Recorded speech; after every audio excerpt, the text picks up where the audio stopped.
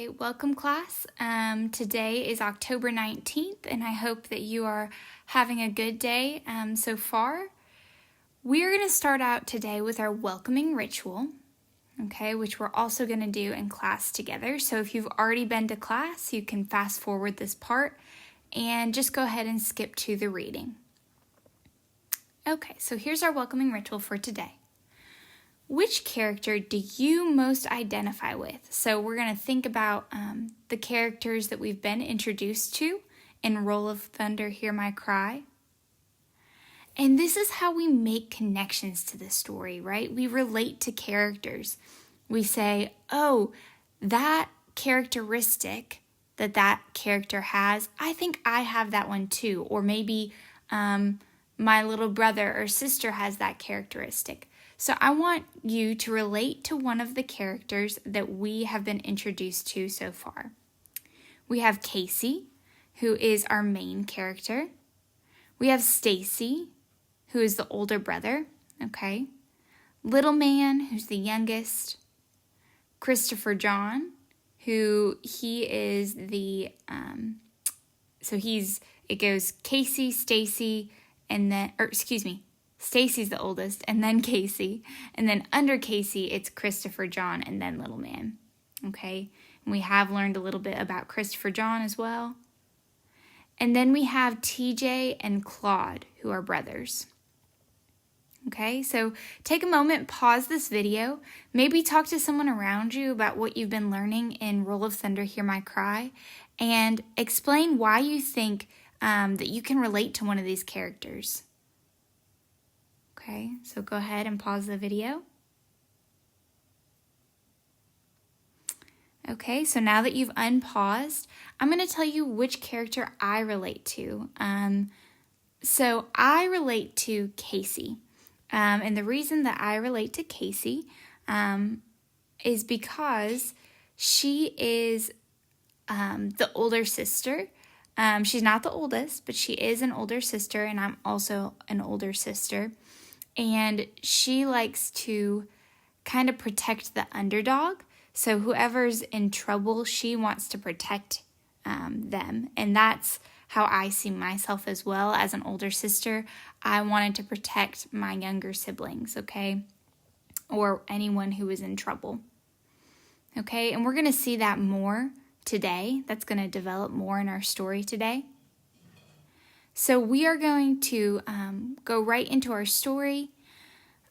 We left off learning that TJ told his mother that Claude was the reason they were in the dancing room, okay, because he knew he wasn't supposed to be there, and he said Claude was there, and he was trying to get Claude away from the dancing room, which is not true.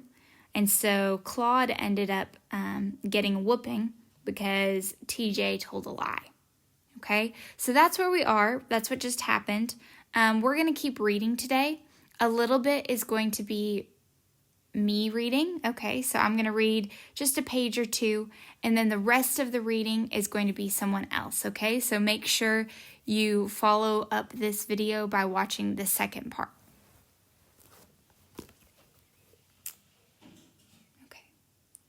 We were nearing the second crossroads, where deep gullies lined both sides of the road, and the dense forest crept to the very edges of high, jagged, clay-walled banks.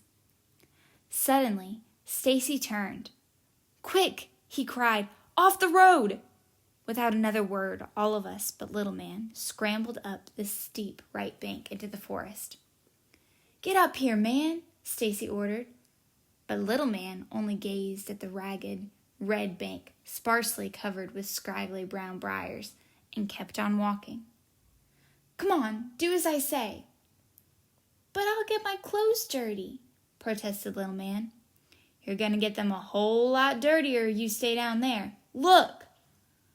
Little Man turned and watched saucer-eyed as a bus bore down on him, spewing clouds of red dust like a huge yellow dragon breathing fire.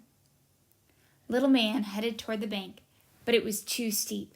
He ran frantically along the road, looking for a foothold, and, finding one, hopped onto the bank.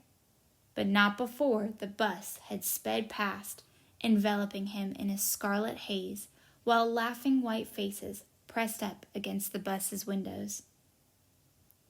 Little Man shook a threatening fist into the thick air, then looked dismally down at himself. "Well, old Little Man done got his Sunday clothes dirty," TJ laughed as he jumped down from the bank.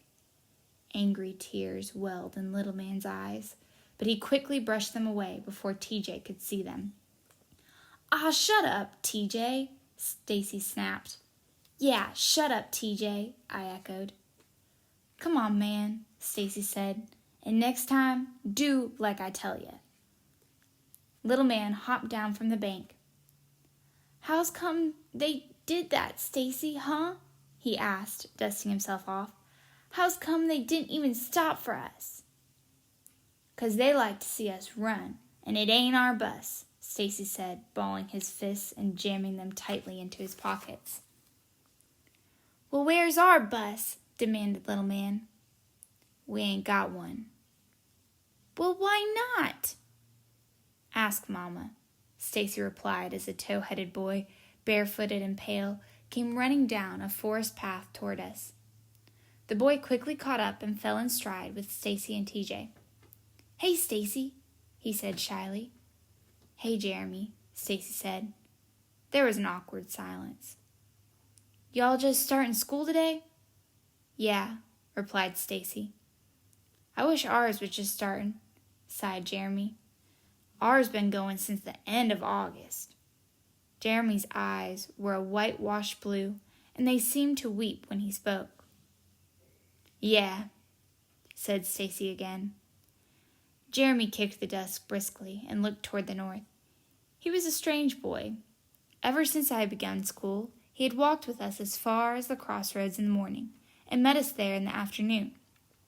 He was often ridiculed by other children at his school, and had shown up more than once with wide red welts on his arms, which Lillian Jean, his older sister, had revealed with satisfaction were the result of his associating with us.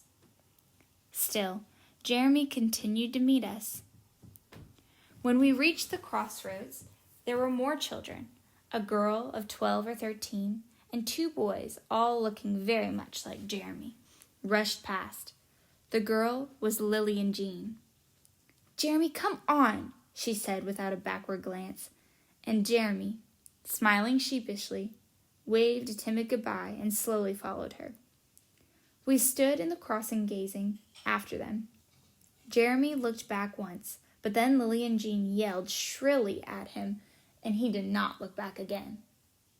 They were headed for the Jefferson Davis County School, a long white wooden building looming in the distance.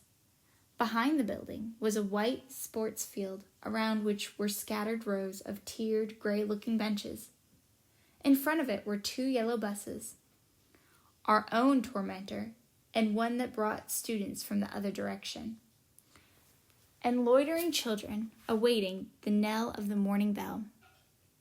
In the very center of the expansive front lawn, waving red, white, and blue with the emblem of the Confederacy emblazoned in its upper left-hand corner, was the Mississippi flag. Directly below it was the American flag. As Jeremy and his sister and brothers hurried toward those transposed flags, we turned eastward toward our own school. All right, so go ahead and listen to the rest of this reading. It is the second video for today. All right, make sure once you're done to complete this summary for today's lesson.